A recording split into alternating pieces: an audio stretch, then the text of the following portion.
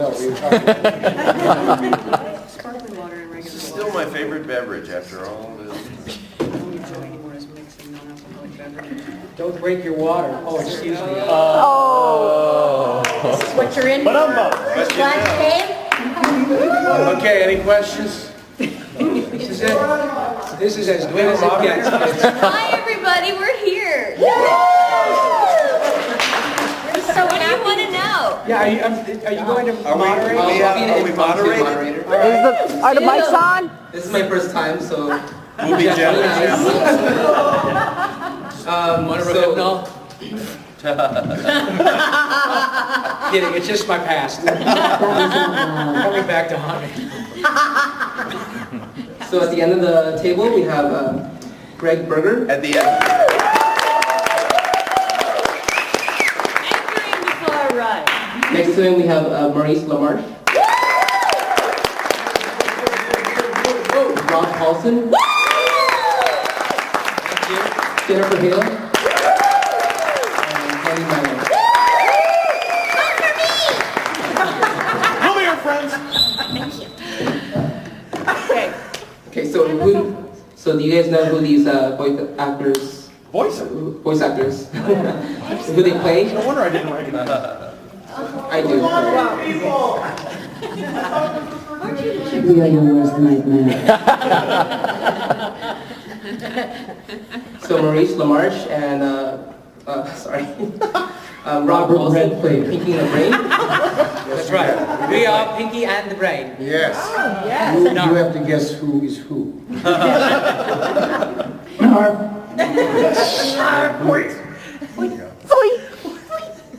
Greg Berger, you play Porky Pig, right?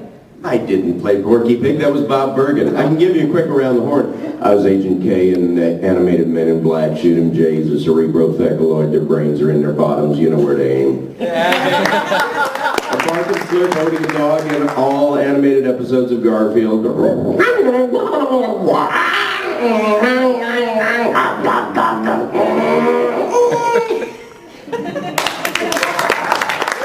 In the new show, I also play Squeak, who's a mouse trying to get out of the awful house, but Garfield wants him to stay right where he is. And working down from my almost falsetto to my basso profundo, I played Corn-Fed in the show Duck Man. Skin and tie and clean up after the duck. And I'll back off the mic, but... Me Grimlock, me Dinobot leader. Slag and sludge do what Grimlock say. Generation 1 Transformers.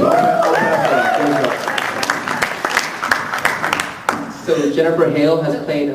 I've done one or two things. Yeah. Aren't you Porky Pig? Yeah, no, that's inspired to me. Let's see, well, something to do, it's crowd might not know. Cinderella and Sleeping Beauty. Bastila Sean, Knights of the Old Republic, Bastila. Commander Shepard from Mass Effect. Thank you. Those of you who are smart, play Commander Shepard with the other gear up here, not the other gear.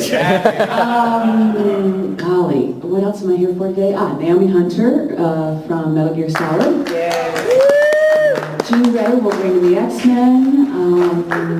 Carol Danvers in the upcoming Avengers. Brutal Legend Ophelia. What else have we got going on right now? Carmen! Ayla Sakura and Senator Chuchi from Star Wars Clone Wars. And there's something else I'm here for today, but I can't remember what it is. One of you will. Ivy from Carmen San Diego, right? Yeah. Oh my gosh. When we all had waste. Kelly Milo has played Dexter from Dexter's Lab Story. Yes, Dee get up in the laboratory. I just pretty much play whatever they don't. I just do the rest, but yes, thank you. I do mostly very strange and very disturbed little boys. I play Cheese on Foster's Home. Yeah, I like chocolate milk. Yeah, I like potatoes. Yeah, I pudding. Yeah, hi, lady. What else? We affectionately like to think of Candy as our Jeffrey Dahmer.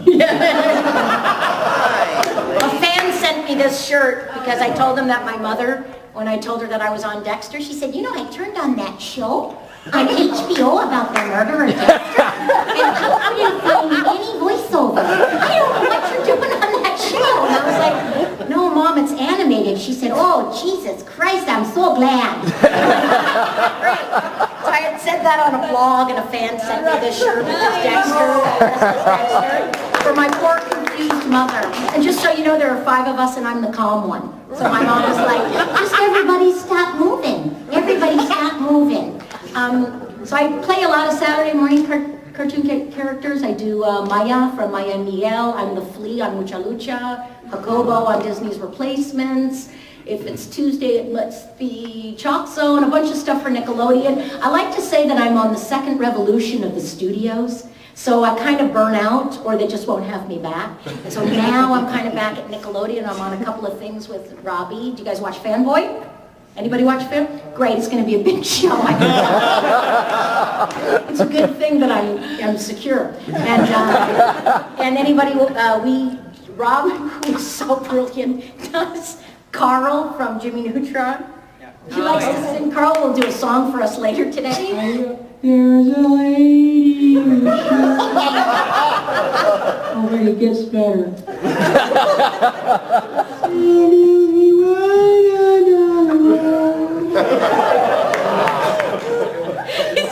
So we're doing this new show called Planet Sheen, which is a spin-off. Yes, they gave Jeff Garcia his own show. Yeah. We're going to bring him to the next con just to piss you off. So and that's what we do. And Maurice does tons more, and everybody does tons more. Yep, we're good.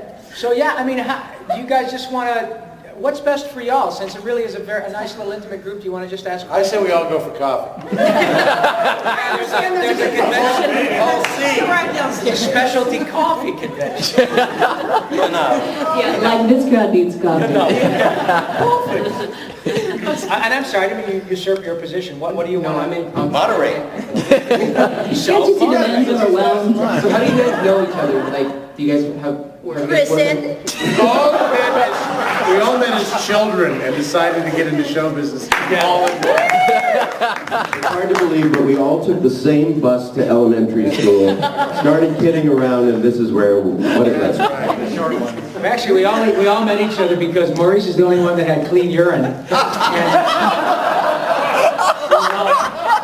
we all had to go to our respective, parole officers. We all met at, buying. That's why I was asking for the water.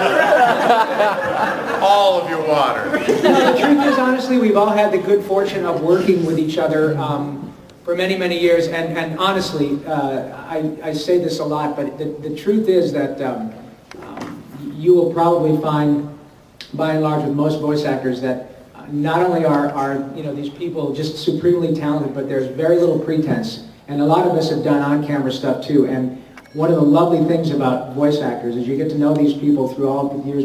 I've known Maurice, 20 years, and some folks we've known 15, 10, 20, 25 years.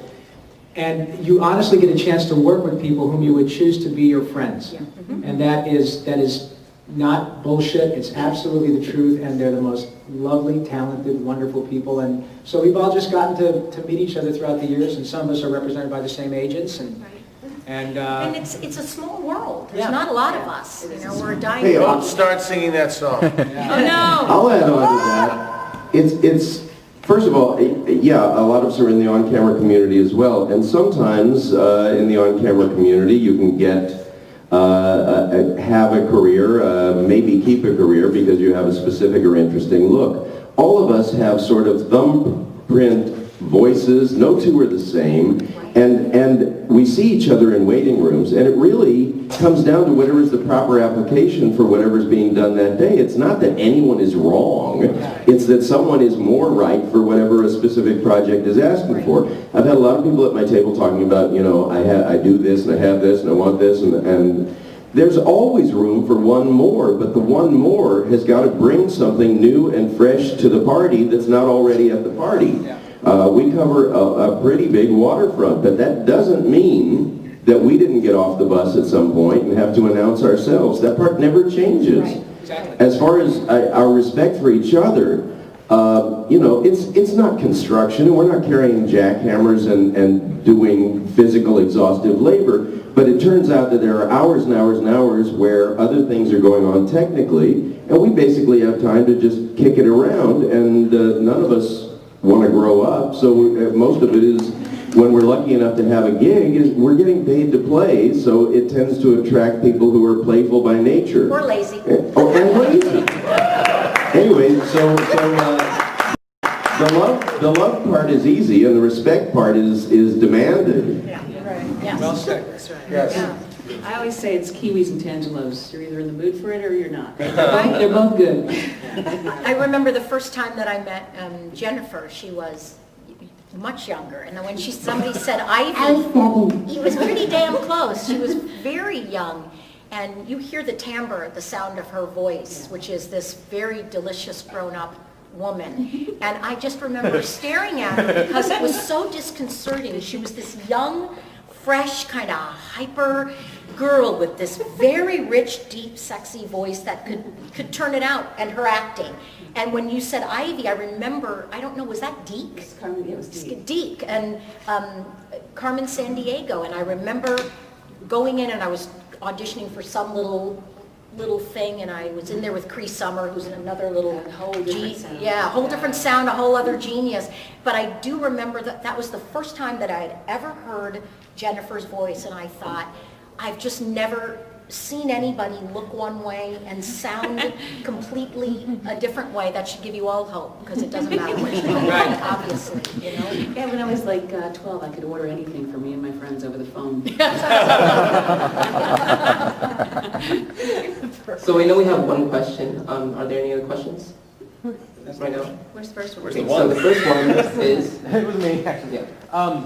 Getting that first part, doing voiceover work, how difficult is that? Because it seems like after you get one of them, like you got, like you're saying, you're standing around all of a sudden, like you need somebody to sound like a monkey that's really pissed off that eats coffee or something, and you're suddenly doing 5 different voices now. I find that everybody's got their own story, Yeah, how how they they got that started. first job. I mean, my first job had several years of experience behind it that nobody knew about or took seriously, because I lived in a smaller market, and sort of San Diego's a smaller market than LA. And I got a lot of experience in that market and did a lot of time in that market before I came to LA. When I came to LA, nobody takes your other work seriously. So if you show up and you know what you're doing and you have experience, you have the chance to hit. Because you only get one shot to walk in that door the first time. But that was my first time story. Everybody here I'm sure has a different first time story. You know? I was with Maurice, I've known Maurice since 1985, 86. Yeah. We were at the same agency for years, and I was singing and doing stand-up at a wake. I know, right? Those are one of those only Candy Milo stories. Had a stand-up at a wake for an agent at William Morris who died. Wow, And you're killing me. I know, right? Don't move! Don't move, I'm not done. Don't move. And this was his celebration, and it was ridiculous. And his celebration, and our agents, Nina and her assistant Charles, were in the audience, and they came up to me, tears in their eyes, and I'm thinking I am one hot singer. So they come up to me and they're handing me their cards, and I'm like, oh my God, William Morris, I'm going to get a record deal. And they were like, do you have a voice? And I was like, yes, thank you for cartoons. And I thought, oh my God. And I ripped out the card. I ripped it up, and I thought, you need to go to hell. I am not doing this. And I was listed, because those were the days before Scary People. And so I was listed in the phone book, and she called me the next day, and I went in and I booked my first job with Maurice and Rob for Tiny Toon Adventures. That was it. That was my first audition. Was it really? First audition, first job, and I walked in and everybody was really loud. Yes. It's overwhelming. It's so overwhelming, And especially it's for so a girl. funny and so loud. And they're doing all their voices, and I thought I could never do that. And so that was my story. I could do 3 voices when I started. Yeah. Me younger, and a valley girl. That's it. I would love to hear these guys' stories, though. I had a little different run. I'm the oldest one up here. Many of you don't know this, but I, in fact, was the entertainment at the Last Supper. But in those days, you may recall, if you IMDb me, at the bottom of my list, you'll see me as Shecky of Arimathea. 12 Jews come in to dinner. No. By the way, if you look Rob Paulson up on the IMDb, your computer may not be able to scroll down. It's not a it's the second longest listing on the entire Internet Movie Database. Well, thank God it's the So second your longest something. computer may start smoking as it scroll. God bless you. Thank you. But no, like most of us, I came out here when I was much younger, and my background is music. I've been a singer longer than anything, and I was in a bunch of rock and roll bands back in Michigan, and back in Detroit, and had a stage background. And then when I came to Los Angeles, I was doing primarily on-camera stuff, lots of commercials, lots of episodic television, really horrible films. One in which I played a person named Larry Falkwell in a show called Stewardess School, in which I was a flight attendant about whom there was absolutely no confusion with respect to his sexual orientation. But my first cartoon job was actually on G.I. Joe, and that was in 1983, I think. Really? Yeah. Before Turtles? Before Turtles, yeah. Ninja Turtles was the first big thing I did. That was in like 87, 88, I think. But the first show I did was G.I. Joe. And interestingly, I played somebody brought the toy this weekend. It was a character called Snow Job. Just saying. I'm just saying. Snow Job, who was a winter army guy, a guy who was on, a ski patrol kind of guy. But it was so disconcerting, and even then I thought, well, this is kind of silly.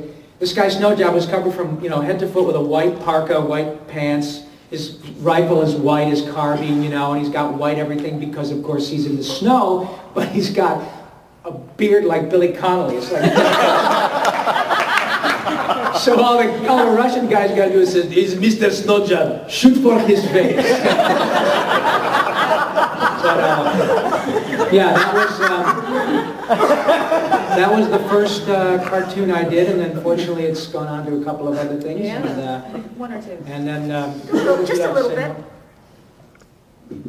Go ahead, Dave. That was fascinating. Thank you. Thank you. So Momo. I've had two firsts, actually. I kind of got We don't want to know I about got I got a first. I got a first in Canada, and then left Canada and had to start all over again. Brilliant. First thing I did. By the way, if I may say, you are there's only one person less famous than Maurice LaMarche, who comes from Timmins, Ontario. That's true. That's Shania Twain. Yeah, Shania. Timmins, Ontario has produced Shania Twain and the guy who plays the brain. Yeah. Right there. Brain. As you go in, but the part about the brain is written in crayon. Shania Brain. No, I did a cartoon called Easter Fever with Garrett Morris and Catherine O'Hara, and I did all the people on the day. A day is much like this. I played a character named Steve Martin, a wild and crazy horse, and Don Rattles, a rattlesnake with the voice of Don Rickles. And then I left Canada, came here, and I didn't get another voiceover job, and I guess I consider this my official start until 1985. And again, same story. I was doing stand-up comedy. Comedy Store. And brilliantly. Brilliant stand-up. And flying. Mildly amusing at best. By the way, I know what I said about you and your IMDb listing is totally as a compliment. This man has worked, folks. I mean, the list of credits is unbelievable. It's got nothing to do with age. It's, 70 months. I'm coming, Jesus. The same agents that took Candy hostage did so with me as well. And it took me about a year of knocking around the business auditioning. I mean, if anybody in the room is thinking of a career in voiceover, do not get discouraged. From your first audition to your first job may be a while. So you may have to, continue waiting tables or selling toner and office supplies on the phone or whatever it may be, stand-up comedy. And then I scored with Inspector Gadget. I was the voice of the chief on the second season. And I thought, I scored with Inspector. I thought this was the coolest job in the world because it really was comprised of listening to, reading 2 pages of script, sitting next to Frank Welker, and learning from Frank Welker, who taught me how to move a script completely silently, as well as all kinds of things about creative That's the character. trick. No one ever tells anyone until they're at the session. Exactly. When you want to slap them and go, please don't do that. You're rustling the papers, big movie star. You know how to not rustle papers, Brad Pitt? I was Andre Benjamin of, whatever. Right. Yeah. Outcast. Yeah, Outcast. Thank Outcast. you. And he walks in, and I didn't care. I walked up to him, I'm like, let me show you how to move the paper. Right. Yeah. Because otherwise you have to stop, and you can't get a good 5-page runway. So I did that, and the coolest thing about it was we'd do 2 pages, 3 pages of dialogue. We'd stop, and as soon as we stopped, Don Adams would start regaling us with stories of the making of Get Smart. And it would be like 10, 15-minute long stories, and then, the director didn't have the stones to interrupt Don Adams.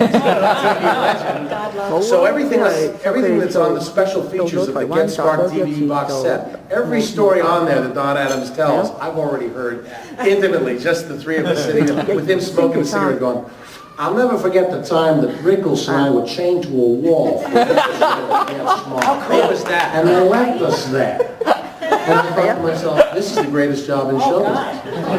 And they mail a check 2 weeks later for reading aloud, the only skill I had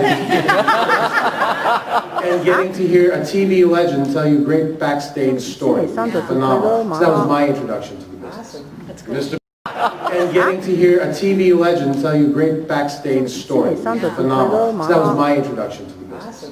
Mr. Berger, that's how you play Porky Pig. That's right.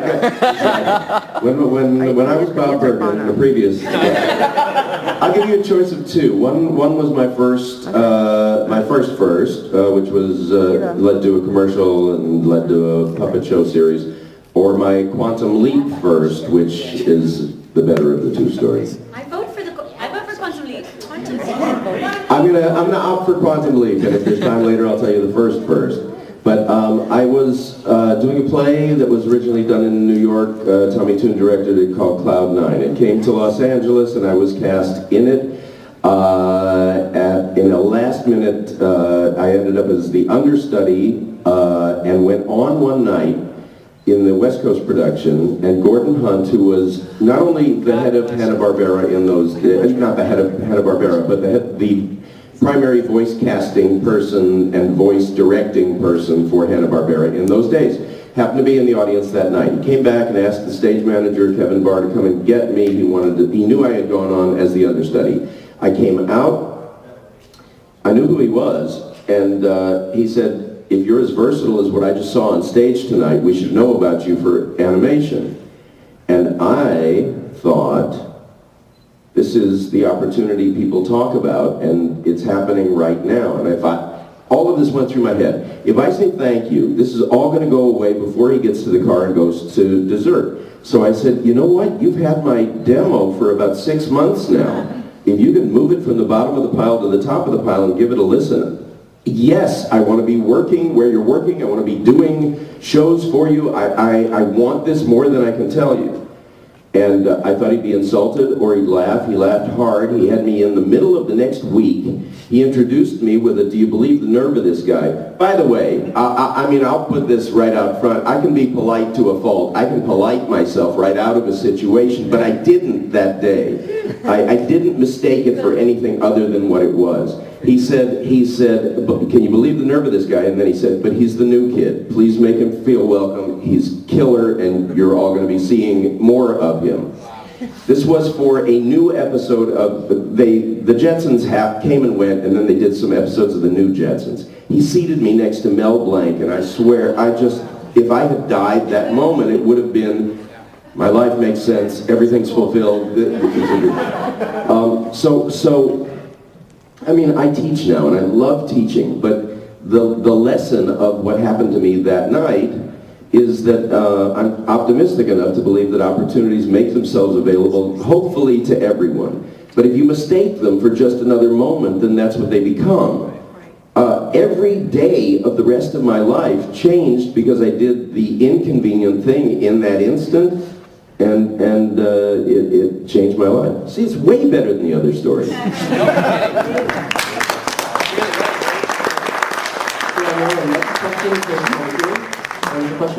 Actually, a huge fan of the critic, Wendell Maurice, who's on it.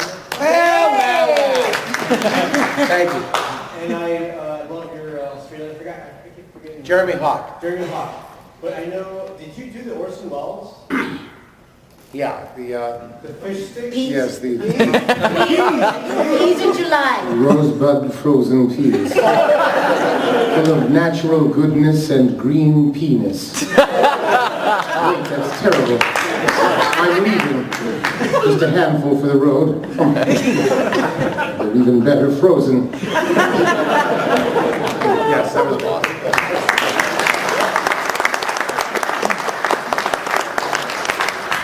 You?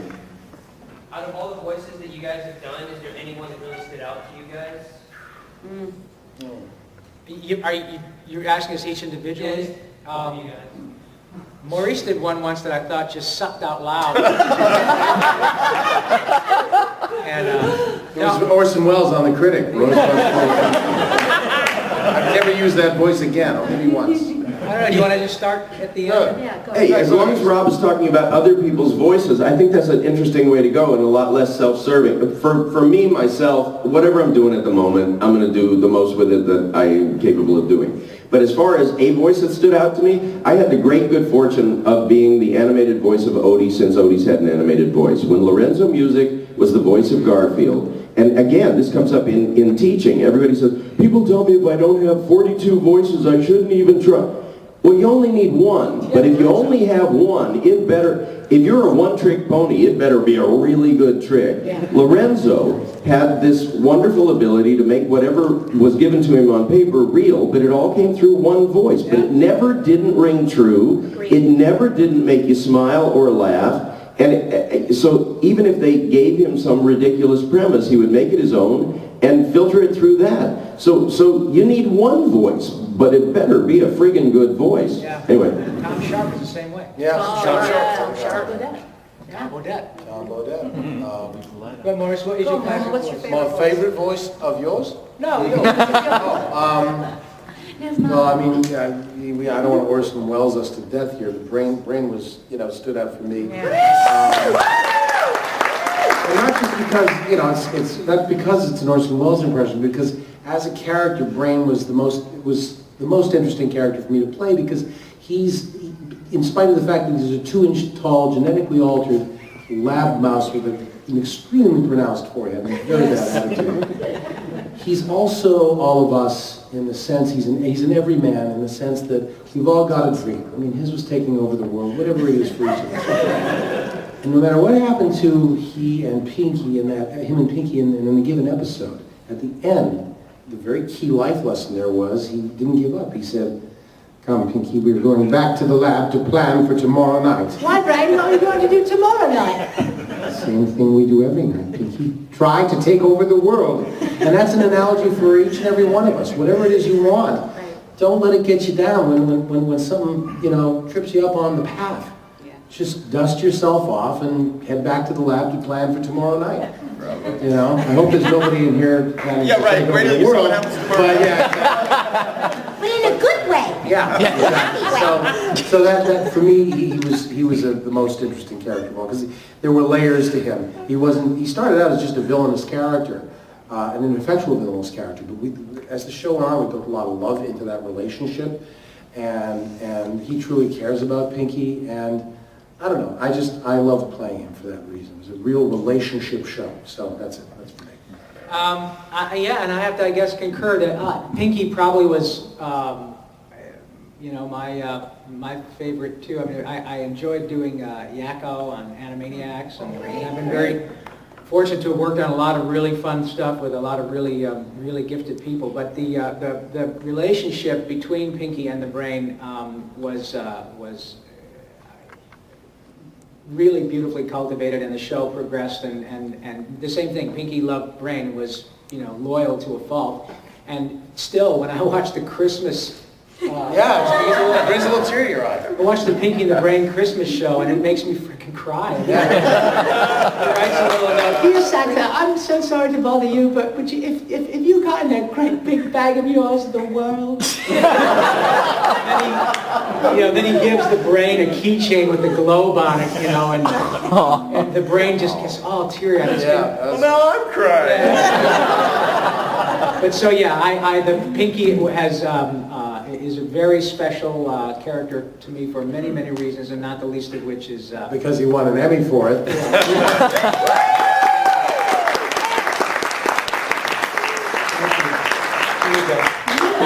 Right on. But also, it really does, life imitates art. I mean, I love Maurice and the ability to sort of bring this really deep friendship, especially now that he's waxed his back. He's so much...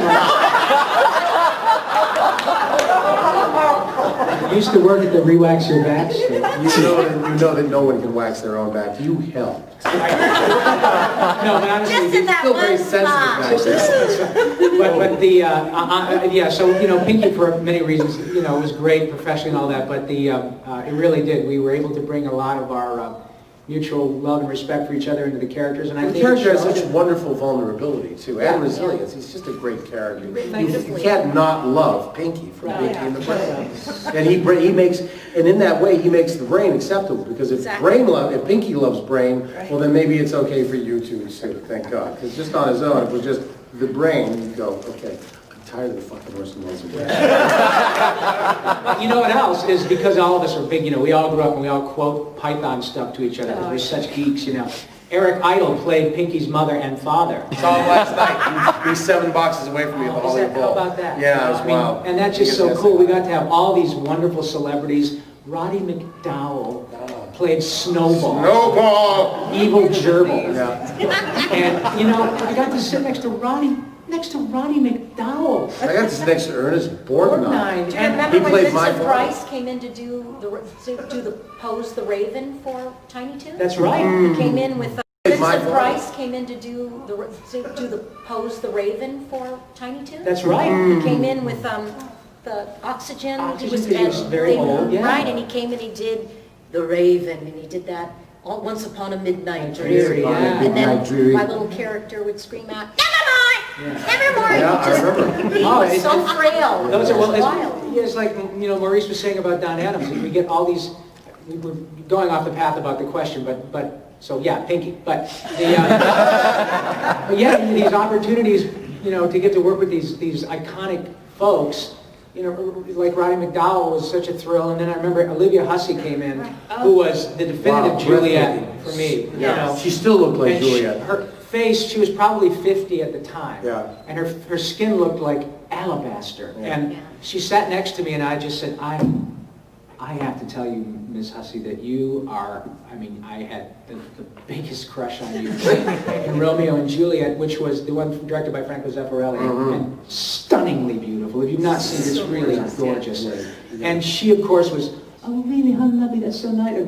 How many times has some idiot said that? Today, exactly. So, anyway, I ramble on, but your turn. Oh, God. And I just have to say, I know it's a terrible thing to digress on because I know it puts you on the spot, but I love your Emmy for you and for all of us. Yeah. Because Okay. it's a voiceover person, not a famous actor. Didn't go to the left. I find this an absolutely impossible question. I always have a lame answer, and I will again. Here I go. I can't pick one. They all have beautiful things. I have to say, Cinderella and Sleeping Beauty, the stuff I do for Disney, to be a part of that is incredible. To be able to bring that to life for little kids and big kids and is amazing. And all of the video game stuff is it's a personal favorite of mine because I've always wanted to play where the boys play. I never, ever liked being stuck in the girls' corner. When I first started out here in LA, and I would go out for, say, a commercial voiceover, I would see on the copy, I'm reading for Woman 1, and then there's the announcer. And I would call my agents, and I would say, let me read the announcer. And they're like, well, they want me on. I know, let me just read it anyway. Can I just read it anyway? And they're like, fine, go ahead. I don't even know if they sent it in, but I would always push to play where the boys are. And that's one of the things I love about the Commander Shepherds and the Basilichons and those characters, because we are powerful too, and don't piss us off. And I have a special place in my heart too for characters like Princess Morbucks and Sedusa from Powerpuff Girls, because there's nothing like 2 pages of just screaming your head off. I leave there and I am so well rested the rest of the day. Yeah, and just I'm eternally grateful to my fellow actors. Like I said, when I started this, I had 3 voices I could do, and I learned watching these guys, just like, how do you do that, how do you do that, and just trying to soak up their genius like a sponge so I could maybe play as well as they did one day. And, you know, so that's my... You're hot. All right, so again, I have a story. I'm Italian. So I have a story for everything. I mean, if somebody ends up crying, it's usually me.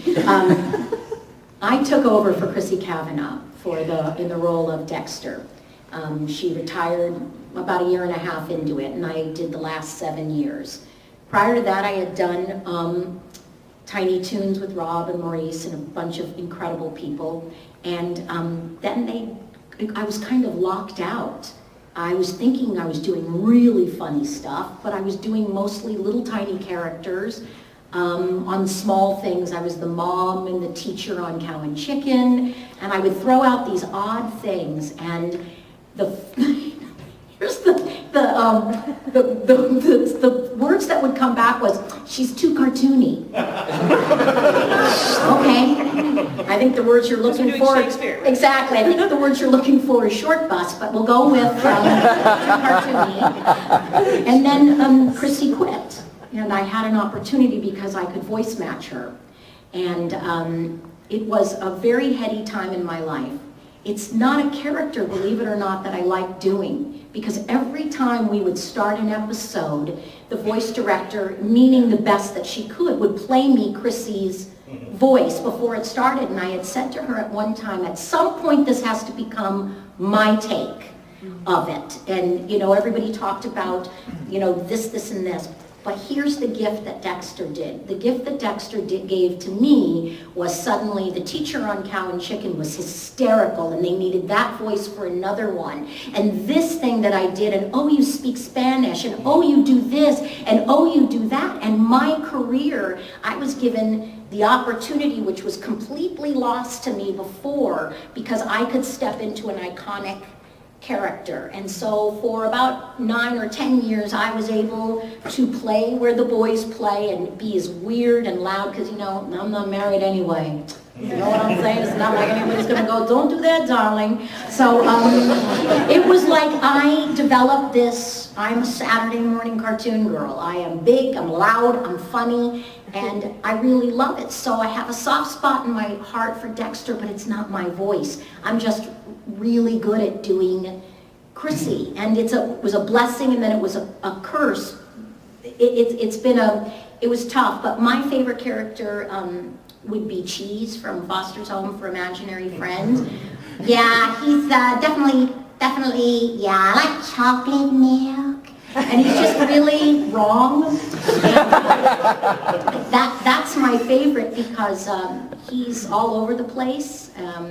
We did 7 years of that show, and Cheese was the was the main float for Cartoon Network for 3 years of the Macy's Day Parade, and he was in 3 episodes of Foster's Homes. So I say that if you can bring something to a character, that's my favorite, because he was all mine in so many ways. He was all me, and that was it. But I could not do anything, and that's, I think, the only limitation that there is in this business is if you are a woman, you just have to work just a little bit harder to have a shot at the same thing boys do. But this is truly an industry where they don't care what you look like, they don't care what color you are, they don't care what your disability is. When you get behind the mic, you just have to bring it. So I love Dexter, and I think it's incredibly great that I was given the opportunity, but the Flea and Cheese and everything that came after that, those are my favorite. Yay.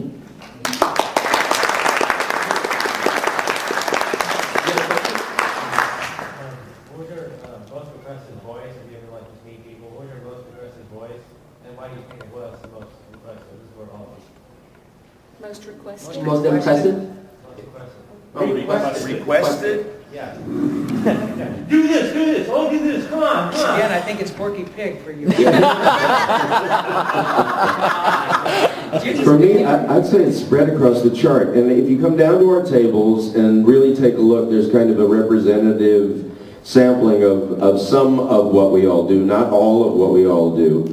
But, I mean, as I've had people at the table, they say, oh, you did that? Oh, you did that? Most of the people who come to hear Grimlock or to meet Grimlock, I have done conventions across oceans now and had people lined up for as long as the line was allowed to go to have things signed.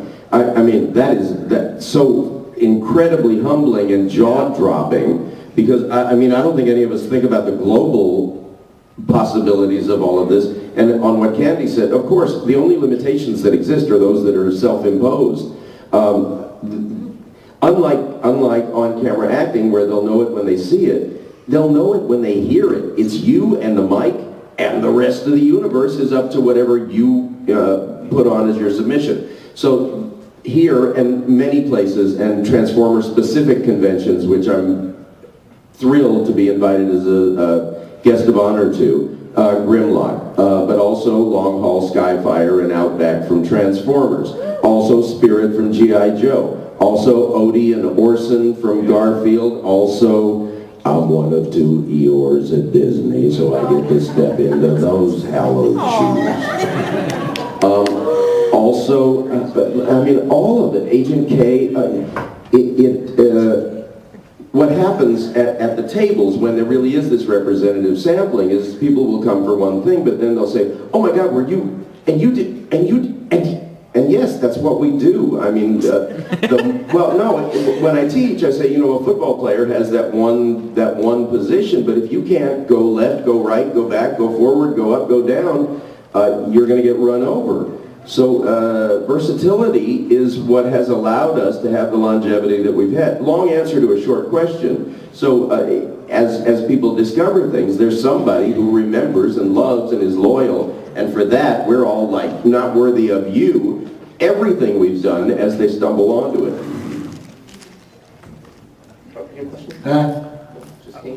What? No. Yeah. William Shatner. Please. William Shatner. Don't tell me how to do it. Sing it. Check him. He was here yesterday. What did he my invitation? By the way, some great country flies too. Don't you need to go to the beach? Spot. Anyway,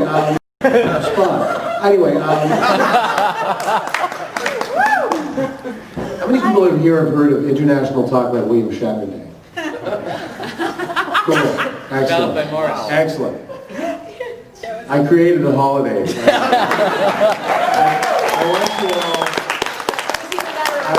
I want you all to, when you go home, Google Talk Like Shatner and watch my instructional How to Talk Like Shatner video, which I do from behind the wheel of a car. Every March 22nd, William Shatner's birthday, I want the entire country talking like William Shatner as a tribute to this man. But I guess for me, strange enough, the thing I get, I mean, if it's just boiled down to requested voice, it's a voice I do in a commercial. I have more kids that know that somehow that I'm the voice of Toucan Sam. On your nose, it's always nose. Kellogg's Fruit Loop cereal with natural orange, lemon, and cherry flavors. So that's my most requested voice. Yes. And then the other request is stop doing that voice. Stop doing all those voices. Talk in your own voice. That's my biggest request. I probably Pinky, and it's kind of a tie between Pinky and Yakko, and sometimes folks find out. Do you find people request that you sing as Yakko more than talk like Yakko? Sing! I was going to sing Ave Maria. Candy's a Catholic. All right, you know, the truth is, I'll tell you the truth. We got a few more minutes before we're done? I'm not sure. So. I mean, the truth is, I'll sing this song, and then I have to go to the bathroom. Yeah, really. I mean, I got to make my bladder gladder, baby. That's the damn truth. All right. Okay, here we go. This is a little song. This is a little song I do, which I did not write. My friend and our friend Randy Rogel wrote this. A little something I like to call Yakko's World. And it goes something like this. United States, Canada, Mexico, Panama, Haiti, Jamaica, Peru, Republic, Dominican, Cuba, Caribbean, Guinea, South Africa, Mexico, Colombia, Venezuela, Honduras, Guyana, and still Guatemala, Bolivia, Argentina, Ecuador, Chile, Brazil, Costa Rica, Belize, Nicaragua, Bermuda, Bahamas, Barbados, and Guam, Paraguay, Uruguay, Suriname, Guyana, Barbados, and Guam, Norway, and Sweden, and Iceland, and Finland, and Germany now in peace, Switzerland, Latvia, Czechoslovakia, Italy, Turkey, and Greece, Poland, Romania, Scotland, Albania, Ireland, Russia, Oman, Bulgaria, Saudi Arabia, Hungary, Cyprus, Iraq, and Iran, there, Syria, Lebanon, Israel, Jordan, Tunis, and Bahrain, the Netherlands, Luxembourg, Belgium, and Portugal, Poland, and Denmark, and Spain, India, Pakistan, Burma, Afghanistan, Thailand, Nepal, and Bhutan, Cambodia, Malaysia, and Bangladesh, Asia, and China, Korea, Japan, Mongolia, Laos, and Tibet, Indonesia, Philippines, and Taiwan, Sri Lanka, New Guinea, Sumatra, New Zealand, and Borneo, and Vietnam, Djibouti, Botswana, Mozambique, Zambia, Swaziland, Gambia, Guinea, Algeria, Ghana. But wait, there's more. Oh, Randy, Lesotho, and Malawi, Togo, the Spanish Sahara is gone. Nigeria, Chad, Liberia, Egypt, Benin, Gabon, Tanzania, Somalia, Kenya, and Mali, Sierra Leone, and Algeria, Dahomey, Namibia, Senegal, Libya, Cameroon, Congo, Zaire, Ethiopia, Guinea, South Africa, Cayman, Hong Kong, Abu Dhabi, Qatar, Yugoslavia, Kuwait, Mauritania, then Tasmania, Monaco, Liechtenstein, Malta, and Palestine, Fiji, Australia, Sudan.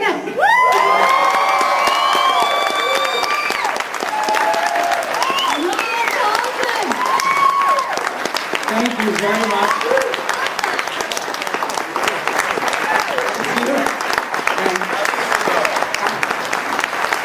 Thank you. I and my relieved bladder will be back in about 10 minutes.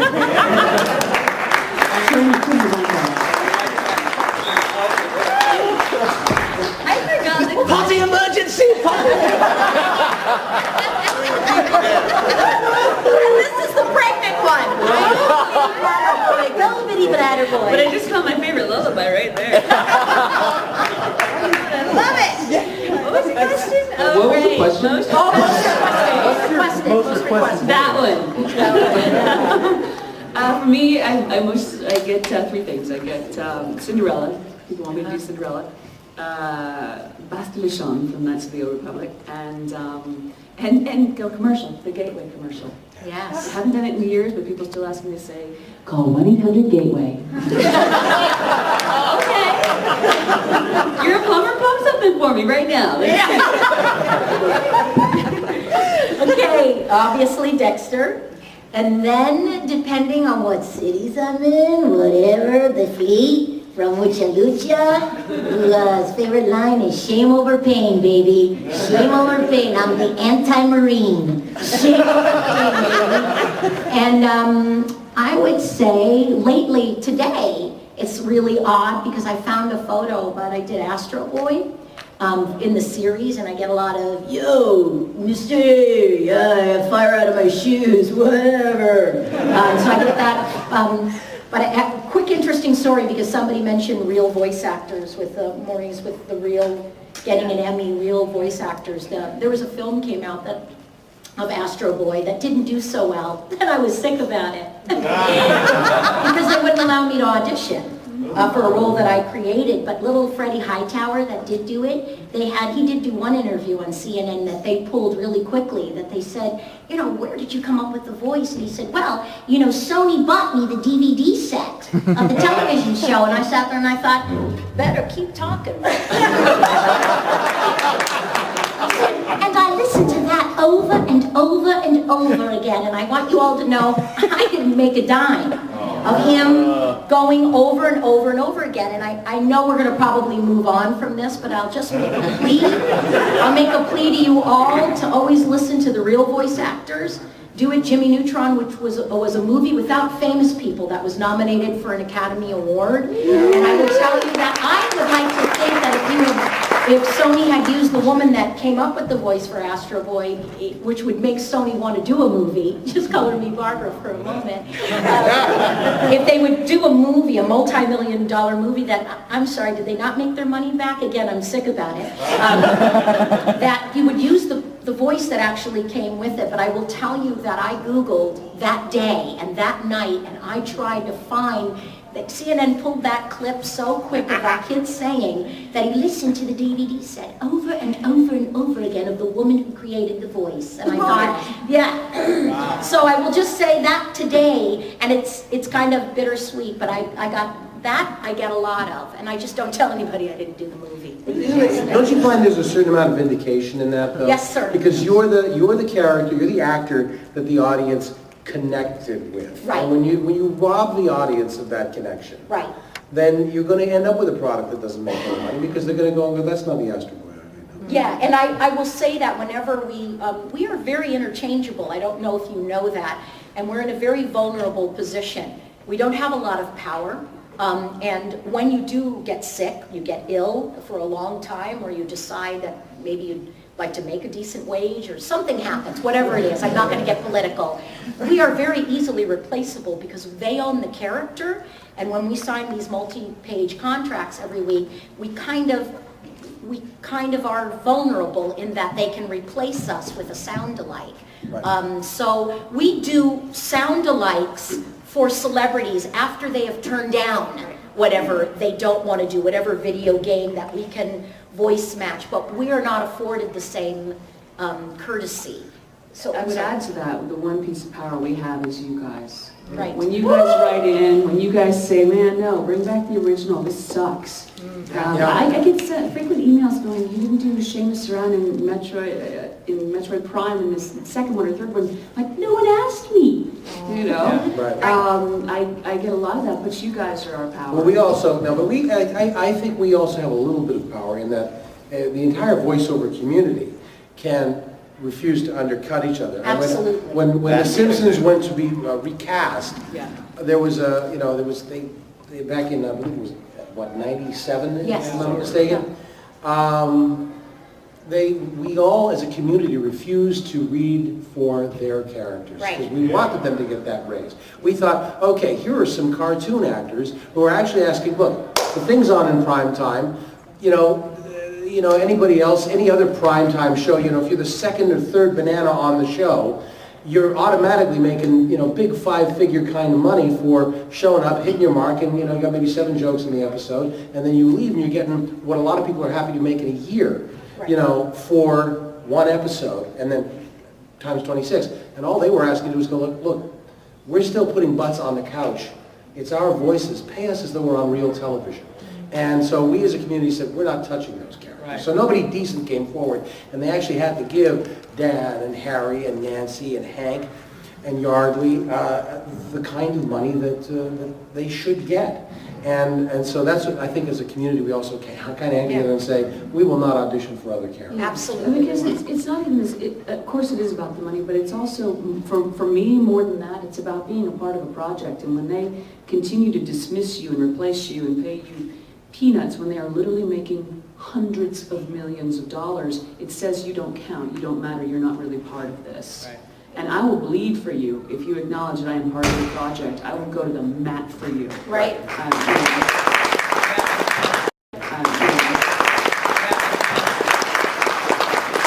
I'll go back to, just back to that, the power of you point that Jennifer was making, in addition to all the other points that are being made, is I know that as far as the Transformers live-action films, they've even said in interview it's been the grassroots fan movement that demanded that Peter Cullen remain Optimus, which is, I mean, that's one of the real foundation pieces of the live-action franchise now. In the second one, they did the same for Frank Welker. The third, I'm not saying Dinobots will appear, but maybe, maybe. And I don't know. I just know you have power, your emails have power, your letters have power, your voices have power. And the fact that you hang with us over decades and know more about us than we know about ourselves is mind-blowingly humbling, but it also has power. So wield it effectively. Tell the concerns at this convention how much you loved having the presence of a voice community as part of this pop culture celebration that we're all sharing. You have, every voice matters, every single voice. So I'm just jumping on that. You guys are who we do it for. When I'm in that booth, and I know all of us, I want to create an experience for you that's real. I will sit there and fuss over something and nitpick because I want it to be right for you. Right. I want you to have an experience where you're like, yeah! We're And actors. you guys know, the studio people who drank the Kool-Aid when they got the job, I don't know what they know. You know, and they need to hear from you. And that was a great point that Greg made, which is that the people who put this together, this is the first time they've had voice talent. And let them know that it mattered to you and that you liked it, because people think that because we're just talking, anyone can do it. You know, and it's like, no, there's a heart and soul in this. We're actors, first and foremost. There was a girl that came up to me and she said, I just wanted you to know that everybody tells me that I have such an amazing voice, that I should be doing voiceover, that absolutely a monkey could be doing it. And I looked at her and I said, first I want to thank you for the fabulous voice that I'm probably going to do at panel. And second of all, can you do me? Because this is going to get really old, and that's what I'm a little afraid that your lack of, as fans, and will do more of. Cartoon Network took a shot in the dark, and it's kind of off in spinning in its own orbit. I tried to tell you that if you wrote and said bring back voice actors and cartoons and stuff, they would probably get rid of the one guy who's not picking up any emails. It's one guy, one man, making the decisions, and bring him back into this orbit, because the name of the network is Cartoon Network. And so we'd like to have cartoons back. I think it would be great. But I do want you to know that the five of us up here are first and foremost actors who do voices. We're not people that are blessed with these little things. We create, as Jennifer said, characters for you, and we work on them. And I mean, listen to Rob Paulson do Carl. That he's got this thing where he does his L's, where whenever I hear anybody, who's the voice of, Tom Brokaw. Tom Brokaw, when I hear him, I'm like, stop doing Carl, damn it! Stop doing Carl! Because I will always, but this is Maryland L. Exactly. It's like, it's the lazy L. and he does that, and I think, but that's his genius for creating his character that you all love, because he took time to remember that that's part of who Carl is, and Carl has a lot of songs. One day, are you going to put out an album? Are they going to do that, Sheen? For Sheen, I don't know. They might. They're thinking on this new show that Rob is on. He sings in every episode, and he makes them up on the fly because he's just that sick. And I think they should do an album, and I've said that. You know, what's the name of your character? Oh, Doppy. He's Carl's doppelganger, so they call him Doppy. And I just wanted him to be like in a loincloth. Doppy sings. Yeah. And Doppy lounge. I can't even do it. I'm just a girl who can't sing. I'm in a terrible. Terrible. I'm still waiting. Oh my God. That is me pee. Candy's right, and you know, quite often people will say to all of us, and I understand the spirit in which the question is asked, because sometimes you'll get people that say, God, you know, the voices you guys do are so cute. Do you guys do any real acting? You guys do? I know what they mean. What they mean if you do any real acting, like, you know, she's the sheriff, you know. Who's cooking the soup or something. F true. Yeah. So, but no, the truth is the best voice actors are really fine, solid actors. That you make choices, you commit to them. I mean, you know. Create a character. Well, and we have to hold the world in our head. Yeah. We don't have the privilege of the set and sometimes even the other actors. Yeah. We have to hold that world in our head, honor it, remember where we were, and in the case of games, we have to deal with several different scenarios at once and sort of aspects of our own personality within 5 minutes, get it right, make it true. Right. You know? Yeah, no, it's acting is acting, and that's the one thing that I would say. People ask quite often, you know, what do you suggest for those of us that are interested in pursuing this? I would say then to work on your acting chops, and whatever it is that inspires you artistically. As I said, I started out as a singer who was fascinated by dialects, and my hero was Peter Sellers, and you know, I used to love and Dr. Strangelove is my favorite movie and all that, you know. So. But the point is, if you're a singer, sing. If you're a dancer, dance. If you're a mime, sing. But honestly, pursue whatever sort of feeds your soul, especially when you're young. And when you're young enough to not have the encumbrances, sir, to have the encumbrances of adulthood, you know, kids and mortgages and all of that stuff, then that's the time when you should make those choices and really swing for the fences and enjoy yourself. That's not to say that you should ever not pursue it as you get older, but sometimes art for art's sake is okay too. I mean, you get to a place where you go, you know, I get to go work at the Cerritos Center for the Performing Arts and they're doing a production of Guys and Dolls, and I'm going to be in the chorus and I'm having the best freaking time of my life. That's just as valid. So just enjoy yourself. There's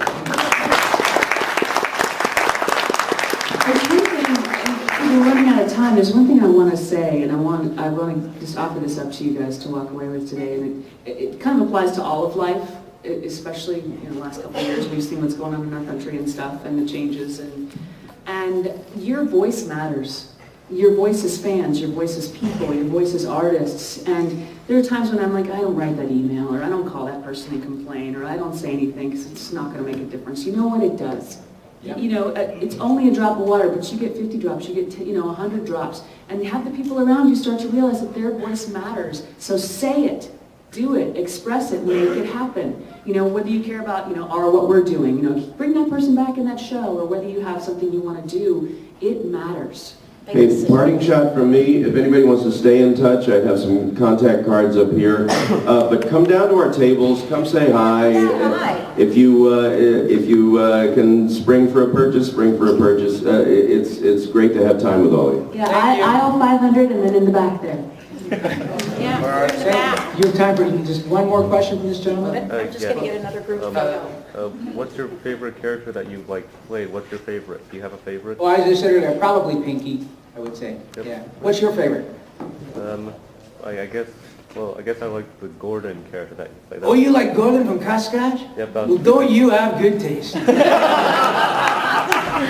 might want to call Nickelodeon and tell them to bring that one back too. Yeah, really. All right, that's a lot, you guys. That's all the time we have. So let's